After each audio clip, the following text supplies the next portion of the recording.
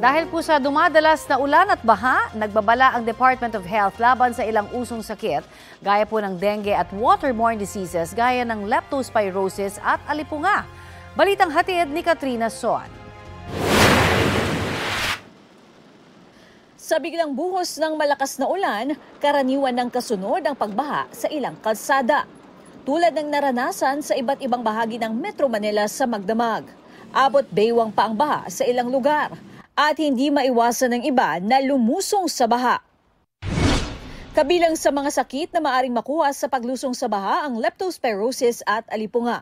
Ang Barangay Rojas District sa Quezon City na madalas madaling bahain. Mas pinaigting ang pagpapaalala sa mga residente na iwasan ang paglusong sa baha. Si Princess, naranasan na raw magkaalipunga. Di na raw kinakaya ng bota ang baha na may kasamang putik. Maputik. Sobrang putik, tas madumi, kahit anong bota mo po. Hindi, Pero yung iba po, nakabota na rin po. Taon-taon daw, nagkakaalipunga ang 68 taong gulang na si Teresita. Halos lahat dito ng tao nagkakaalipunga pag bumabaha. Makirot, masakit.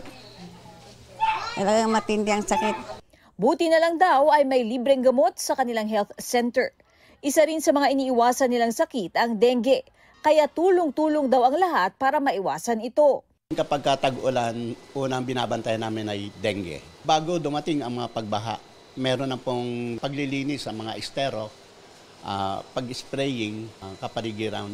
Karaniwang sakit tuwing tag-ulan ang waterborne diseases, influenza-like illnesses, leptospirosis at dengue o wild diseases. Yung WIL, si waterborne, si influenza-like, saka si leptospirosis, wala pa kaming napansin, no, nakakaiba.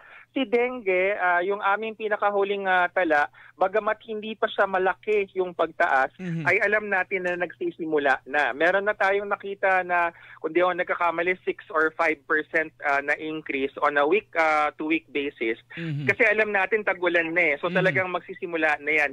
Base sa datos ng DOH, 6,217 ang naitalang kaso mula May 11 hanggang 24. Mas mataas ng 6% kesa sa April 27 hanggang May 10. Sabi ng DOH, hindi raw kailangan mabahala dahil tuloy-tuloy ang kanilang paghahanda. It's not alarming, Christian, dahil alam natin na ito yung panahon talaga na tumataas. No? Patuloy yung operation ng ating dengue fast lane. Kapag nakita ng doktor o ng nurse na mukha kang dengue, ano yung ibig sabihin mukhang dengue? Yung mga simptomas mo, yung pinanggalingan, mukhang kinagat ng lamok, ganyan.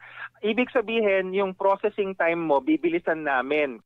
Paalala rin sa publiko, prevention is always better than cure. At isang mabisang paraan para maiwasan ng sakit ang pagsisigurong malinis ang kapaligiran. Katrina Son, nagbabalita para sa GMA Integrated News.